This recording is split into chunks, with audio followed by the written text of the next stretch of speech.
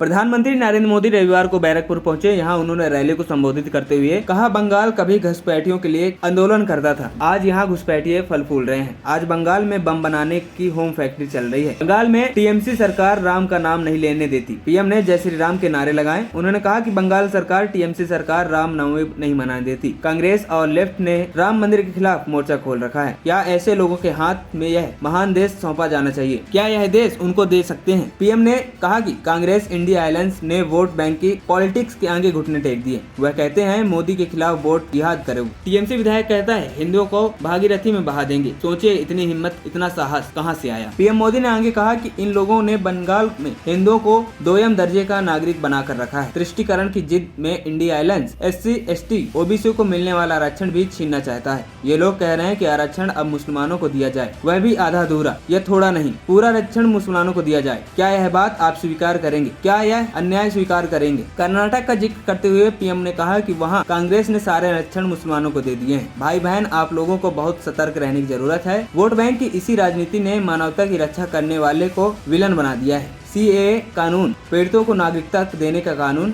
इससे किसी नागरिकता नहीं छिनती, लेकिन टीएमसी कांग्रेस जैसे दलों ने इसे अपने झूठ के रंग में रंग दिया है। ये लोग विभाजन के पीड़ितों को उनका हक देने का विरोध करते हैं। मातुआ नशामुक्त साथियों को नागरिकता देने के खिलाफ है। ये लोग CAA कानून को खत्म करने की बात कह रहे हैं। पीएम मोदी ने कहा कि आज टीएमसी हो या कांग्रेस या फिर पूरा इंडिया अलायंस, मैं डंके की चोट पर बंगाल को 5 गारंटी दे रहा हूँ। जब तक मोदी है धर्म के आधार पर आरक्षण नहीं दिया जाएगा। जब तक मोदी है SC ST OBC का आरक्षण कोई खत्म नहीं कर पाएगा। मोदी ने हिंदुत्व पर जोर देते हुए कहा कि जब तक मोदी है रामनवमी मनाने से, भगवान राम की पूजा करने से कोई नहीं रोक सकता। जब तक मोदी है राम मंदिर पर सुप्रीम कोर्ट का फैसला कोई पलट नहीं पाएगा। जब तक मोदी है CAA कानून को कोई भी रद्द नहीं कर पाएगा। पीएम ने कहा कि वोट बैंक की राजनीति में CAA जैसे मानवता की रक्षा करने वाले कानून को विलेन नंबर 1 बनाकर पेश किया है। CAA कानून तो पीड़ितों को नागरिकता देने का कानून है, इससे किसी की नागरिकता नहीं छिनती, लेकिन कांग्रेस TMC जैसे दलों ने इसे अपने झूठ के रंग में रंग दिया है। TMC कांग्रेस के इंडिया अलायंस ने तुष्टीकरण और वोट बैंक की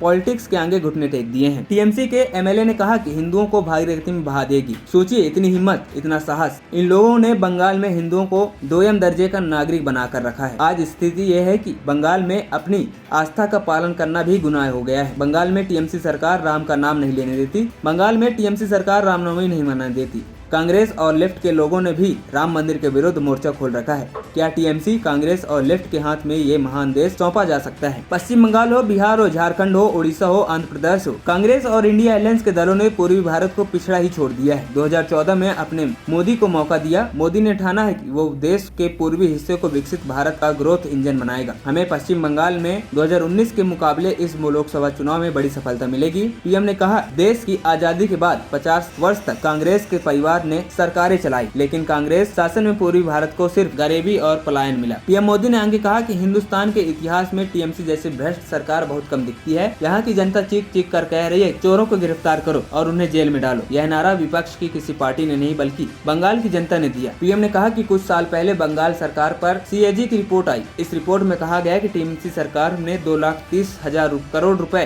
का कोई हिसाब नहीं दिया। ये रुपए कहाँ और कैसे खर्च हुए, कोई हिसाब किताब नहीं है। यह बहुत बड़ा घोटाला है। साथ में टीचर भर्ती घोटाले का जिक्र करते हुए पीएम मोदी ने कहा कि किस तरह राज्य सरकार में भर्ती के रेट कार्ड बनाए गए और खुले बाजारों में बेचे गए, पदों की बोली लगाई गई, OMR सीट को जलाया गया, फर्जी इंटरव्यू लिए गए। हाईकोर्ट तक ने कहा कि घोटाले के पीछे सरकारी मिशनरी है। बंगाल का यह हाल TMC ने कर दिया है। बंगाल में हुई लूट का पाई पाई हिसाब देना होगा। यह जो नोटों के पहाड़ निकल रहे हैं उनके मालिकों को छोड़ा नहीं जाएगा। भ्रष्टाचार से पीड़ित हर बंगाल वासी को कहूंगा, कोई भी भ्रष्टाचारी बचने वाला नहीं है। साथ में पीएम मोदी ने संदेश खाली का भी जिक्र किया।